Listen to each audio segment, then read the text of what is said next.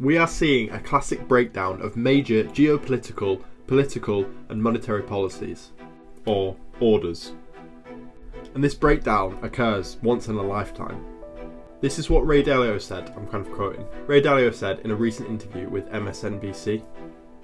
Now, Ray Dalio is one of the greatest hedge fund investors on the planet. You know, his consistency and returns is ridiculous, right?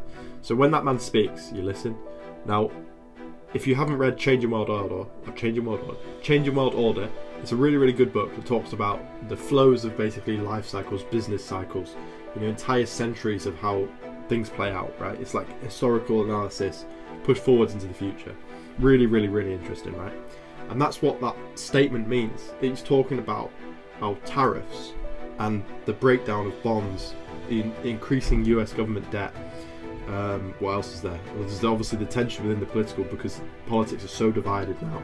You know, that wasn't like that in the 70s.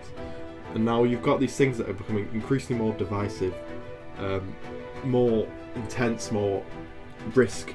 There's the risk that, you know, global war, politics, everything is becoming more divided and more toxic, would you say?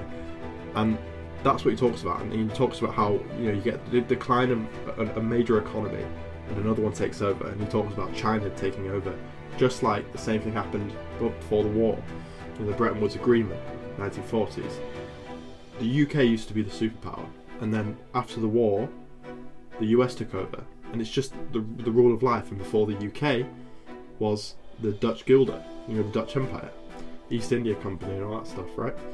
And a lot of that, it happens every 100 years, right? And we're getting close to almost 1929 where that kind of switch out happened, you know, but obviously it doesn't just happen within 1 year, it's a slow progression, but honest to God, I find it so fascinating.